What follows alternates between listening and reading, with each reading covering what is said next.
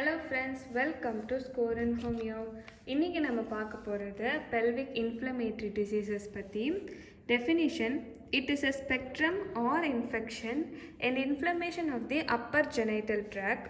Organs என்னென்ன involved ஆகுதுன்னா uterus, endometrium, fallopian tube, ovaries, pelvic peritoneum and surrounding structures எல்லாம் இந்த pelvic inflammatory disease எல்லாம் affect ஆகும். Etiology பார்த்தோன்னா polymicrobial infections இல்லைனா organism ascending from vagina to the upper part of the genital tract. So protective ஃபேக்டர்ஸை வந்து கொஞ்சம் கம்மியாக இருக்கும் போது இந்த pelvic inflammatory diseases அஃபெக்ட் ஆகுது.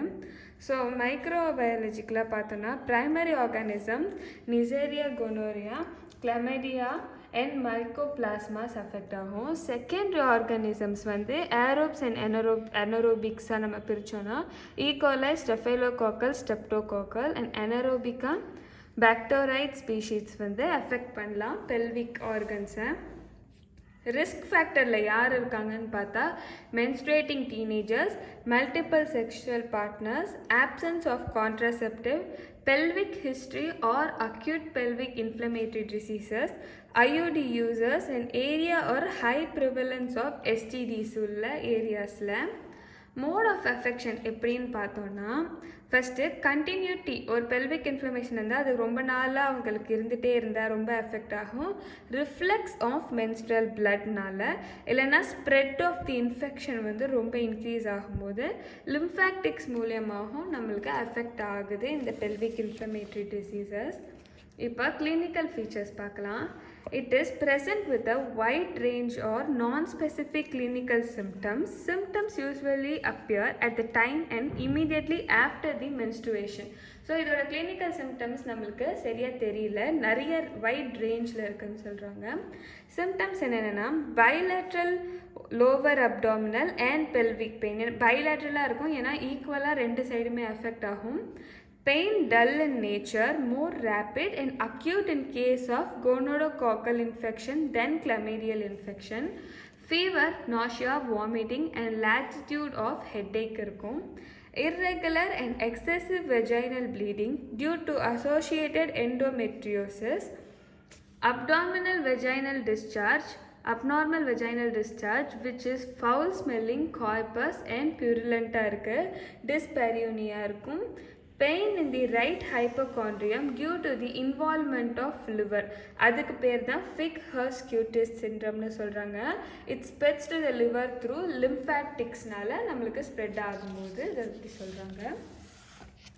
அடுத்து சயின்ஸ் பார்க்கலாம்.